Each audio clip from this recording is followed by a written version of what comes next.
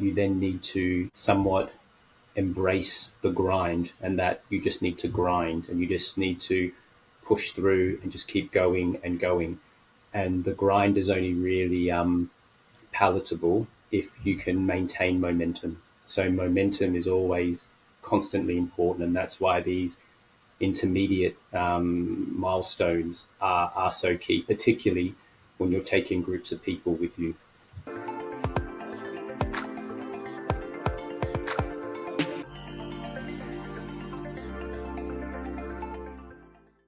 Hello everyone, it's time to get stuff done. We're back with another episode of the Get Stuff Done podcast, and today I'm very happy to introduce my guest, David Jones.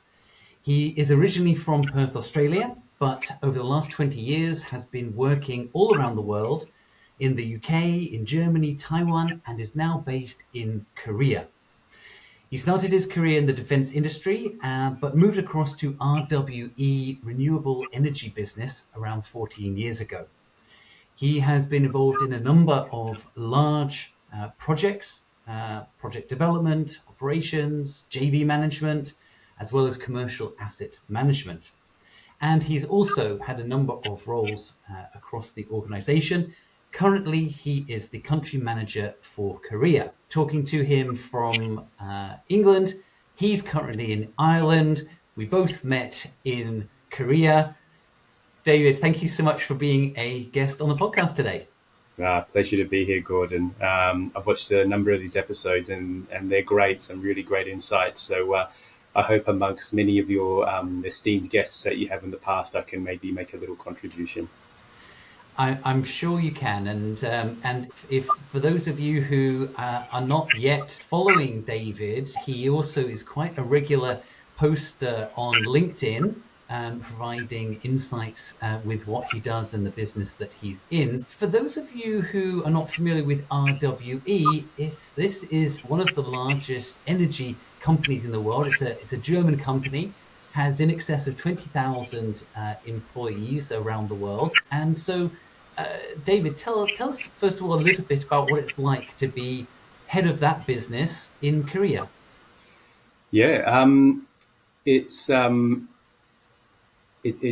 interesting. I've spent time now in new markets for RWE for about 5 years, and you're kind of caught between two worlds. In one way, you're part of a very big organization that has huge capabilities and experience, lots of people, lots of support. But then on the other hand, you're also running a startup, really, and you get dropped into a country. This is my second country now in our new markets in Asia. And it's really you and a few people in a room. And from there, you need to get everything set up. And the support to do that from obviously head office is quite limited, because nobody can really help you when you're on the other side of the world. So you really have got a startup mentality of a few people, pretty much just trying to get stuff done, which is poignant for this topic here on the podcast. And really trying to set everything up, and then everything from office, org charts, recruiting people, all the way through to making sure you've got a business, you've got a project pipeline, you're meeting partners, you're establishing yourself with local industry, getting to know government stakeholders and industry stakeholders. So it really is a startup from the very beginning. And so does that, like you've kind of just alluded to, really have a broad remit to cover the entire business? So you really have the necessity to have to jump into all the different areas of the business. How do you kind of balance that classic generalist specialist type of argument? Yeah. So I think the first thing is that as a generalist, you have to realize that your skills really lie in understanding a little bit of everything and enough to pull it all together and make it work.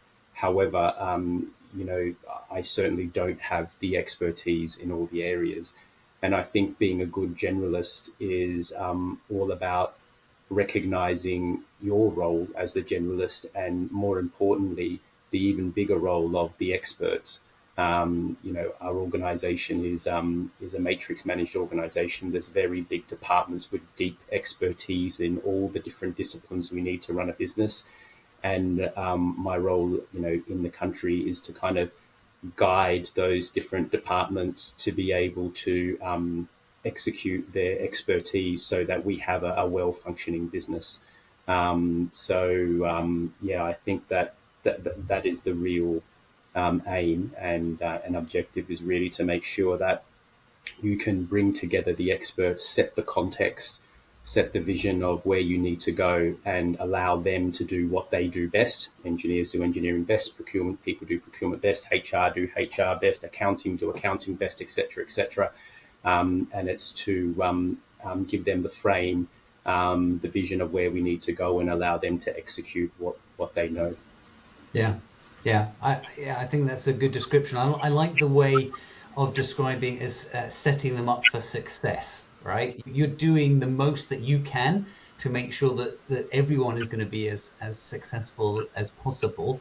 And so I mentioned in the intro how all the different countries that you've worked in. What would be some of the kind of, let's say, interesting but maybe surprises that came to you in the different countries, from origins as an Australian going to very different markets and different cultures? What have been some of the challenges around that? Yeah, I think the biggest challenges in going to those markets, I would say, is starting with a clean slate and not knowing anybody and not knowing anything about each of those countries.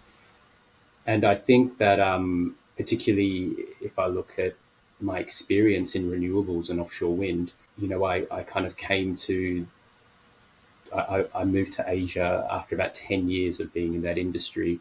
And I very quickly realized that what I need to do is throw out all the knowledge that I know, but rely on the expertise of being in that business, if that makes sense. So the knowledge, the specific knowledge elements of each market, how they work, how they operate, you have to forget all of that and you have to relearn it.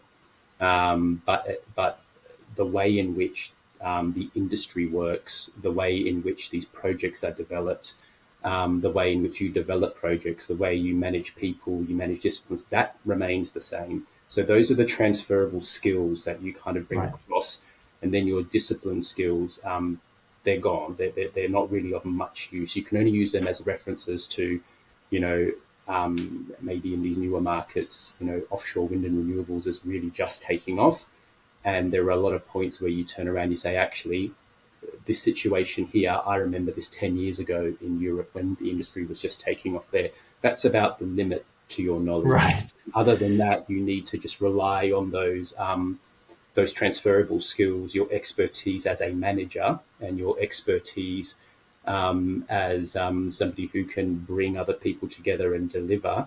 I think that's probably the way that I've dealt with those very difficult situations, is to really rely on those skills and relearn and learning new topics and disciplines. And you mentioned the different roles and different areas I've worked in. That lends well to me. That's what I find interesting and exciting, and that's what I want to do. I want to, after 3 to 5 years, say, that was great, I really enjoyed it, I'm ready to learn something new and go and do something new. So I think you need to have an interest in that, and you have to find that a comfortable place to be. Some people find it very uncomfortable to be in those situations, Right.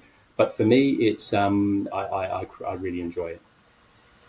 Yeah, that starting again element is definitely can elicit very different responses from people, from it being like you said, a fresh, exciting new challenge to learn something new, or an overwhelming, insurmountable barrier to what they want to achieve. So yeah, very different kind of reactions. So from what you're saying, it sounds like the industry you're in is actually not very globalized. It sounds like it's quite different country to country. And whereas there's some industries you can literally kind of fly in and everything's working the same, everything's structured the same. It's very much no real country difference. I think from what you're saying, there's actually a big gap there in different countries in how the energy industry works. Is that right? In the renewable energy industry, absolutely. But I'd even say Okay. probably more towards the conventional energy, there are some key differences. I think the biggest, there are a number of differences, but perhaps what I observe as the biggest is the market maturity. So obviously in Europe, the markets are very mature. And with that comes a very established industry, many different players, a lot of economies of scale can be delivered. Everybody's very knowledgeable about the topics. Policy, regulations, laws are very established. They've been fine tuned over a number of years and they're operating quite well. Whereas we don't have that in these newer markets. We're starting at the very beginning, and probably the biggest area where I find the difference is really in the maturity of the policy, the legal framework, the regulations. That's the area where we put a lot of focus in. That's the area where we really try and share our experiences as to what's needed in a market to make it work.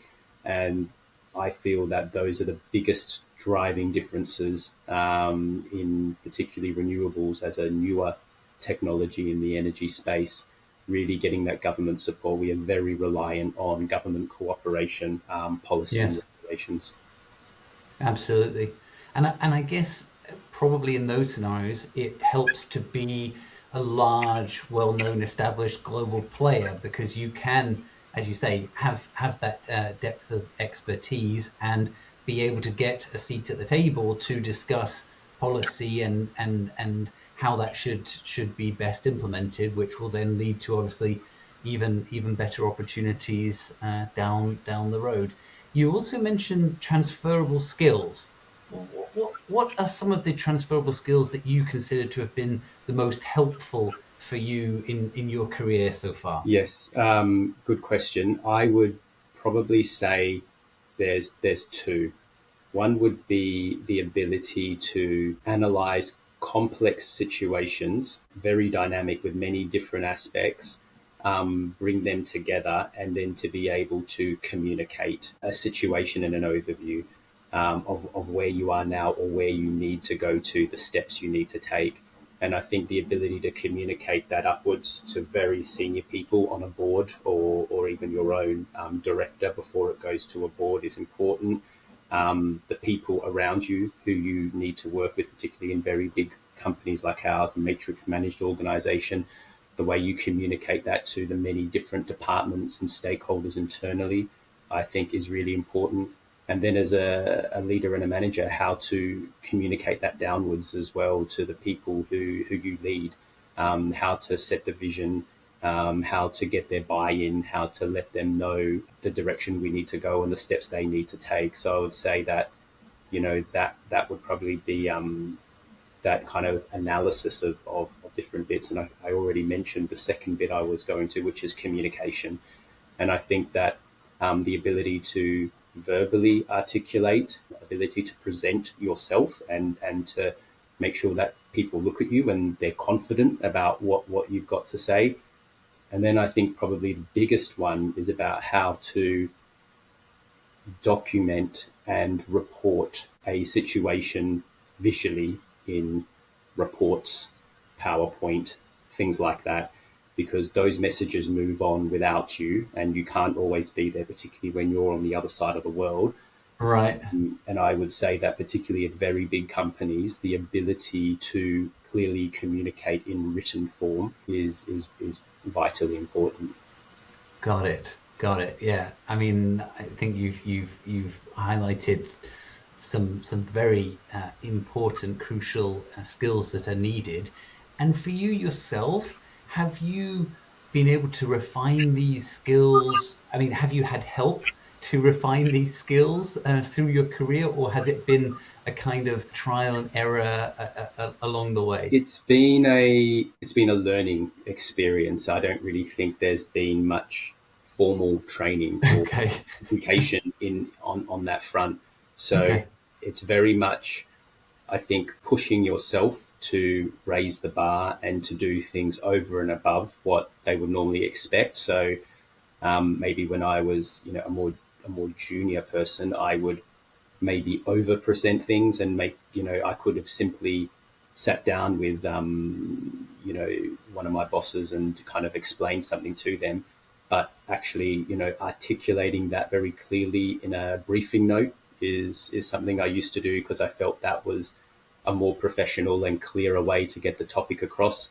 I think when it comes to PowerPoint, I find that that's a very heavy medium that's used to visually communicate strategy, communicate next steps, execution plans, because it's got that versatility of not only having the words down there, but being able to make it visually attractive and for it to be understood even better by the way you can visually present information. Yeah. That has been, again, a steep learning curve. I would say I'm still on my learning curve on that, on very complex topics, to be able to present those to boards and very senior areas.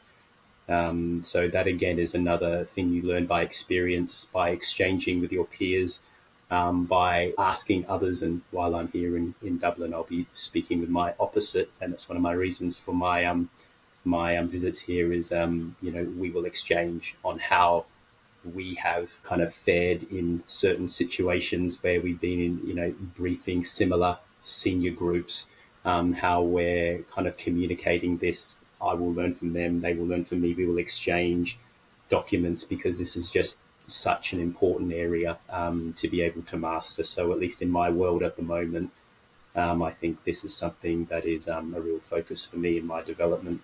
Yeah, no, I think that awareness that it is constant learning, and we need to constantly improve, because no presentation or no reporting is ever the same, right? So it always needs to be taken in the context that it has.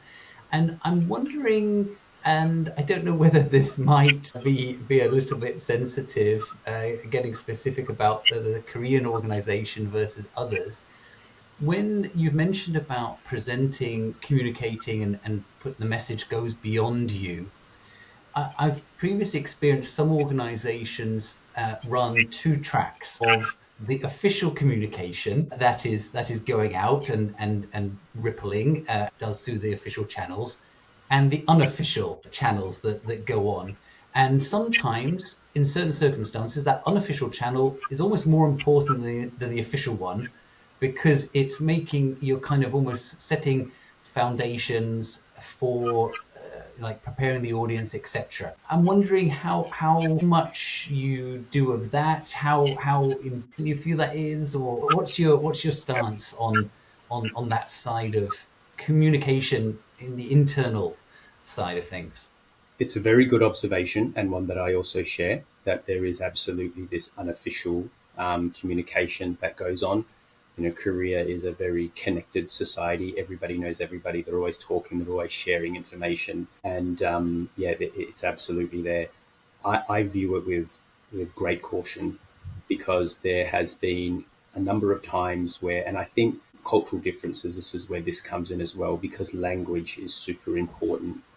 And I think you always need to dig deeper and find out more about these unofficial communications that come out, because you need to really be certain that something is the case, and you need to understand the probability of some event or something that maybe has happened or will happen. You need to really understand that and then communicate that appropriately. Otherwise, I find that all this unofficial communication comes in, and if it's not managed, and if it keeps filtering through and it transfers from unofficial to official, people elsewhere in an organization will just say everything's changing constantly. We heard this, then we heard this, then we heard this, then we heard this. What really is Yeah, going on? I feel quite uncomfortable about this. So I think yeah, the big part of my job is really to filter that, to understand it and make sure that the right things are communicated, and also to cut through those cultural differences in the use of English, and to really understand what is going on and what we're hearing before making that judgment call as to Yeah. whether this is a little bit premature to communicate, Yeah. or whether it's the right time. So, yeah, I think that that's another very important part. And I think sometimes it's a shame that you really need to exercise that sort of scrutiny over messages that are coming through, and you very much are, you become the person who filters that. But it's not through wanting to hide anything. It's just managing this informal communication and making sure the right stuff is getting through, and that the stuff that maybe is a little bit premature and maybe is not so factually correct, and it's more based on someone's feeling of what they think will happen rather than Yeah. what will happen, that you're kind of dealing with that in an appropriate way, and making sure that's not going through as something that will happen, and people just draw the wrong perceptions. Yeah. Yeah, no, I think that's a really good point. I mean, that's kind of next level insights on communication, that the timing is so important, and the consistency is also so important. But ultimately, what you're saying is that you are very cognizant of the audience and how they're going to perceive what it is that's being communicated, and the effectiveness of the communication depends a lot on the audience and how they receive it. And so I think that's the bottom line, which clearly you do very astutely in your country market. So coming to getting stuff done, and you mentioned at the start that's, again, the kind of the crux of your role on a kind of like, daily working basis. What's some of the David Jones personal techniques for getting stuff done? Yeah. Again, I mentioned that kind of my role is to guide and to kind of give the vision and the outlook. And I think that that is what I really try and do first and foremost, is to kind of set the goal, set the vision, and then let different departments know that, if we need to get there, everybody needs to play a role to do X, to do Y, to do Z. And then I think we have a number of people who are responsible for different projects. We're a project organization. And I think I rely a lot on their advice as well, because they will be able to communicate upwards and say, look, these are the conditions we're dealing with. These are the people that are closest to the ground. We will look at that together, and I think we will then draw more advice and experience from other experts, engineering and permitting, and maybe communications experts, people like that, health and safety, HR, and we will make decisions, jointly as to where we think our vision needs to go towards and what we need to execute. So I think setting the vision is something that is important for me to do, and then how we execute and get to that vision is something that is done with the experts who know best. And I think in our business, it's incredibly complex commercially, legally, on a regulatory and policy front, on an engineering front. There are many different aspects that we need to consider, and bringing people together, the real experts who need to execute, getting their feedback, making sure that we jointly sign up to a plan, and then a plan that we can manage against. And these plans are normally, 2, 3, 4 years into the future. We need to develop programs. I would say that that's kind of what I really look for. So I guess setting the vision and then to execute towards that vision, really engaging with many experts, and getting their input, and making sure that we're able to deliver what we need to hit key milestones. Yeah, yeah. I guess, like you mentioned, you're working on incredibly long projects most of the time, and so that does require a very different type of management, and that project management. Coming to a very small time capsule, like daily basis? What are some of just, I don't know, are there any specific apps that you use to help you manage your time? Is there something that you do to switch off? Tell me a little bit about that on a kind of very daily basis. Sure. I rely a lot on my PA to manage my time, and we've worked together with some external consultants who have helped us to get a very organized meeting cascade in place. Just because of all the different areas I need to cover, time is of the essence, and I think that I also need to have a lot of time available for people to just drop in and chat with me as things arise. So, having a schedule where you can clearly see your routine meetings, you can clearly see the spots that are open for people to come and speak, and making sure that is spread out appropriately, I think is really important. So yeah, I'd say that would be one of my biggest tips, is that to make sure that diary management is done well, and you can clearly see the categorization of different activities, so that you know where you're spending most of your time. Because otherwise, I think you can find yourself trapped in different topics that maybe aren't the priority. You need to be able to reflect on your diary and say, "Hang on a second, I'm spending way too much time next week focusing on these topics. We need to release some time to focus on some other things as well." So I think that that's one of the key things. Yeah, I don't know which system you're using, but for me, my Google Calendar, just without me asking, has recently started showing me analytics of my diarized time. So a kind of a breakdown of how much time I spent in meetings, how much, and then even like, were those meetings multiple participants or single participants, were they online, etc., etc. And it does it all for me, which I think is quite nice. And maybe if I get the chance, I might actually dig into that a bit. One of the takeaways that I got from what you said there was that you also purposely block time for the unscheduled appointments, these drop-ins. Yeah, So is that's an important element for you? it is, and it's really based on feedback I've had from the different project directors and project leads that work on our projects and lead them. Is that my diary has been so busy that some of them have been waiting for our next catch up to go over topics, so then we race through them. And then Right. other times they're dropping me other messages to just give me updates.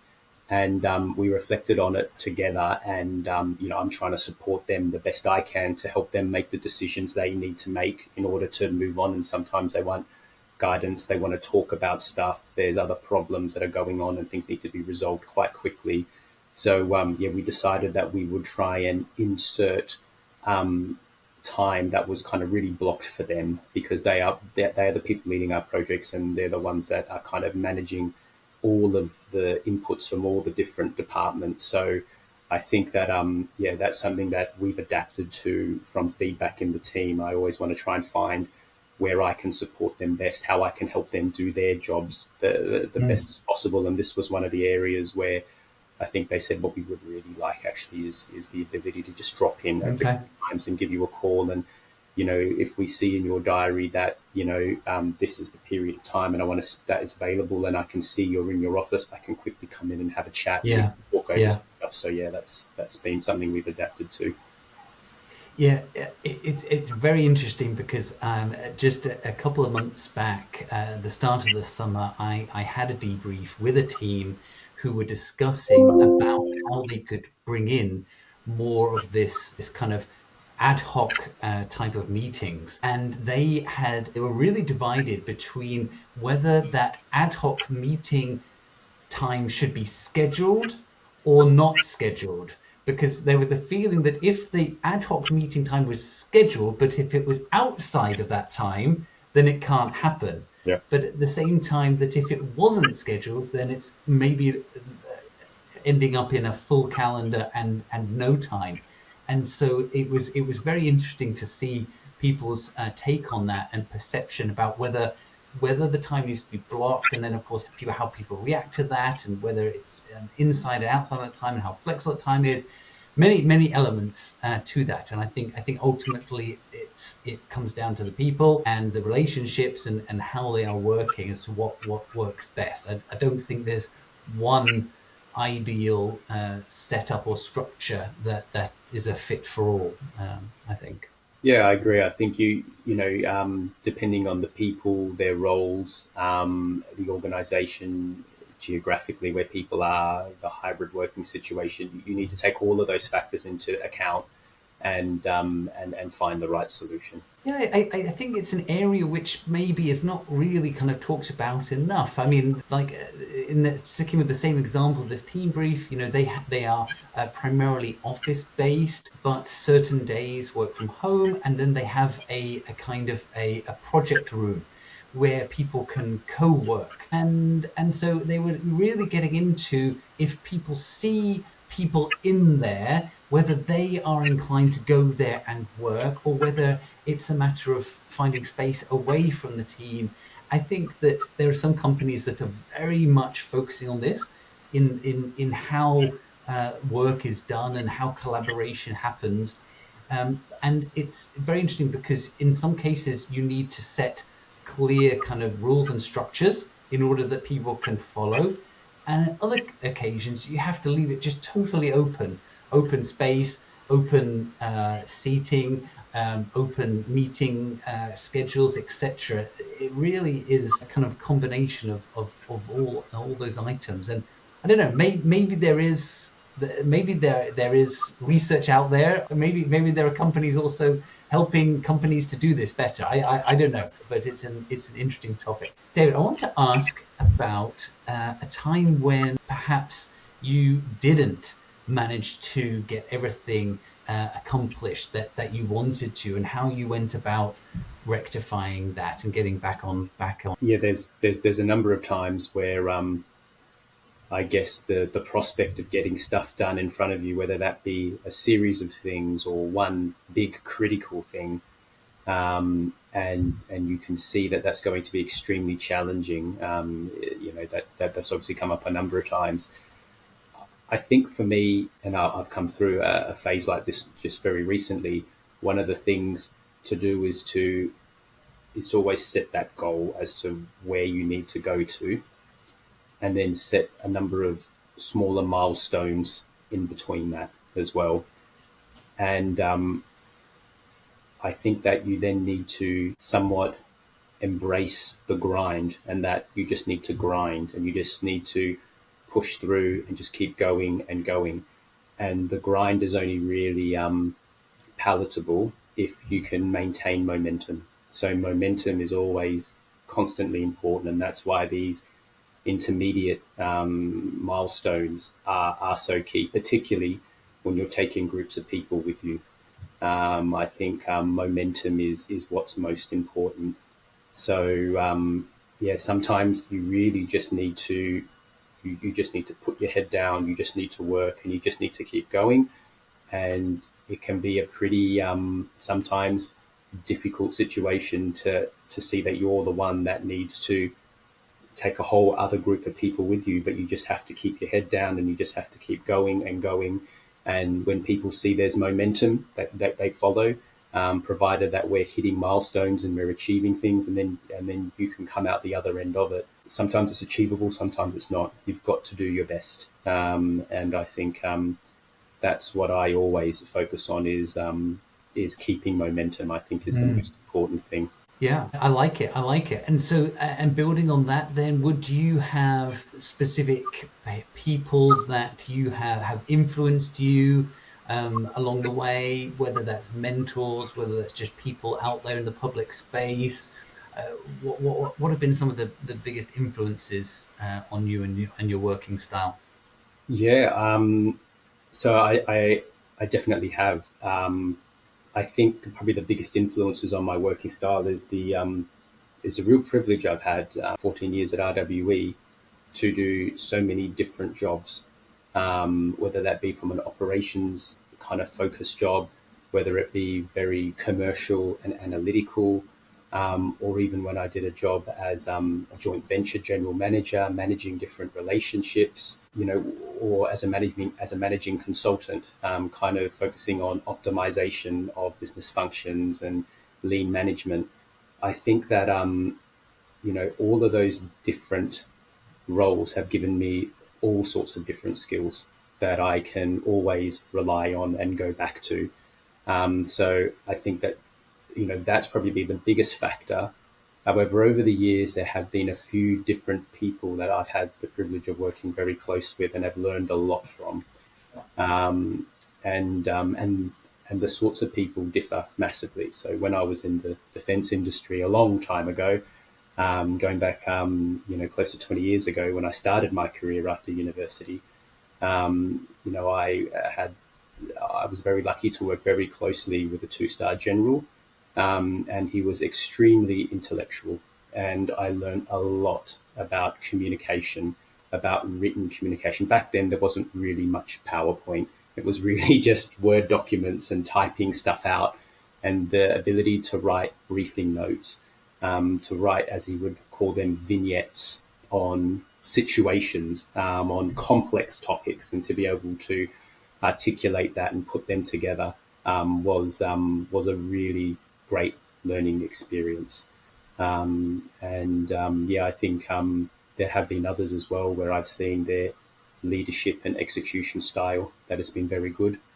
But I would also say that some of the best learning experiences have been working with people that I absolutely do not aspire to be like whatsoever, and seeing very bad leadership, seeing very bad organizational skills, and being very quick to observe the impact that has and how negative it can be. Yes. And I think that a lot of people don't realize, maybe a little bit naive as to the influence they can have on others, and small actions and small words can be very powerful sometimes. So I think my learning experiences have been they've all been positive, whether I've observed positive things or negative things. I think observing the negative things sometimes is more valuable than the positive things you observe.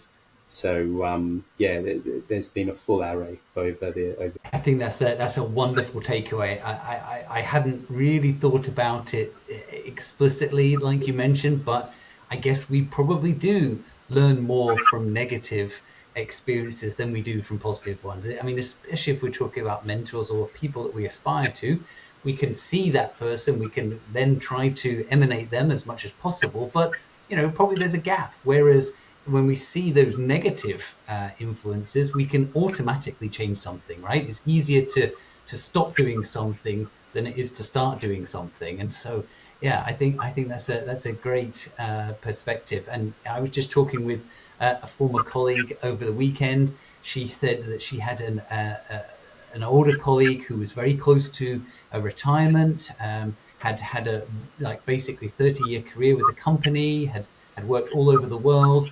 And finally, in this current position, this last role that he had, he ended up with such a toxic manager, he decided to call it quits ahead of retirement and just leave early. This is somebody who loves the organization, has basically devoted their entire career to this company, and finally, in this last position, has come across this unfortunately very toxic manager who the person just said it's not worth it, and goes out. And I think you're right. The negative ripple effects go much further.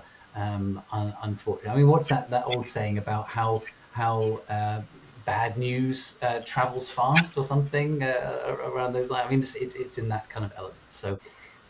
Look, David, I think we have covered a lot of areas. Thank you for sharing your insights today on the Get Stuff Done podcast.